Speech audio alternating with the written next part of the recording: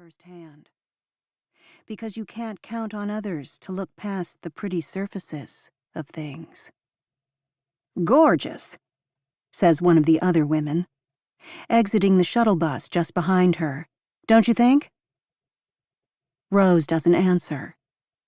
Her hand has crept to her chest, massaging the tense spot below her collarbone where the ache sits. A hard knot of grief and regret. You can dislike a place even without seeing it. But you can truly despise it only when it's in front of you, glittering quietly, making a mockery of what you know, and even more, what you don't. One by one, they all exit the small bus and gather at the bottom of the sloping, sun-baked concrete ramp, alongside a half-rotted wooden dock, united in their confusion about the geography, not sure what will happen next. They've been told they're taking a water taxi to their cabins. "But why couldn't the bus have taken us there?" someone asks. "We must be staying on an island," another woman guesses. "Not an island," explains the 20-something guide, Anna Sophia, gesturing for all 12 women to come closer. "Villages ring the lake. San Felipe is only a few miles from here, but the road doesn't go all the way around. It's easier to hop from village to village by boat, or sometimes by tuk-tuk. Anyway, it's more magical, yes?" That will be the answer for every inconvenience, Rose thinks. Bad roads, limited internet service, and 3-wheeled mini-taxis are magical. Boat trips and seasickness are magical. Rustic cabins that aren't conveniently located by the famous writer's house, more magic. And to figure it all out, they will have to stick together, this small group of women. And that, too, will create its own kind of spell. Already the outside world has begun to drop away. The bonding has started, though Rose remains at the fringes, willing the others to forget about her so she can orient herself to this place and this moment in her own way.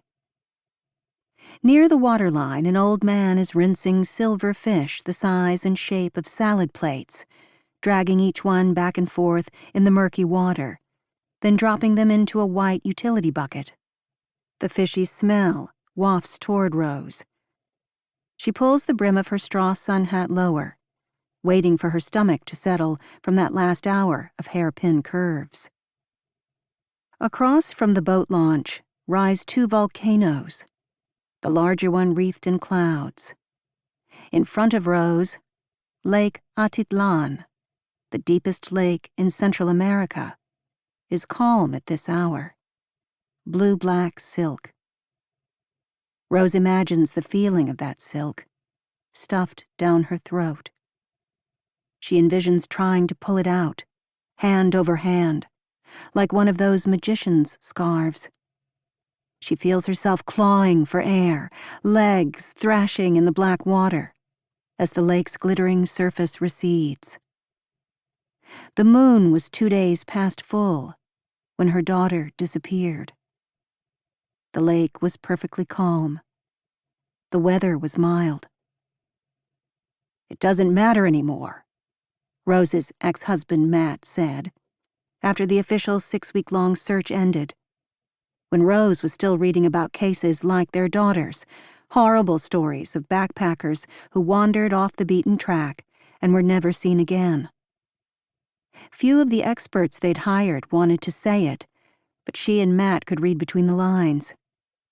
No one seemed to think Jules was still alive. No expert who understood the specifics of her last-seen location, in deep water far from shore, thought her body would be found. A week after their last text message from Jules, it had been decided that Rose would stay back in Illinois. Making the most of his military background and comfort dealing with consuls and police, Matt flew to Guatemala and hired private helicopters for an overland search. With the cooperation of local authorities.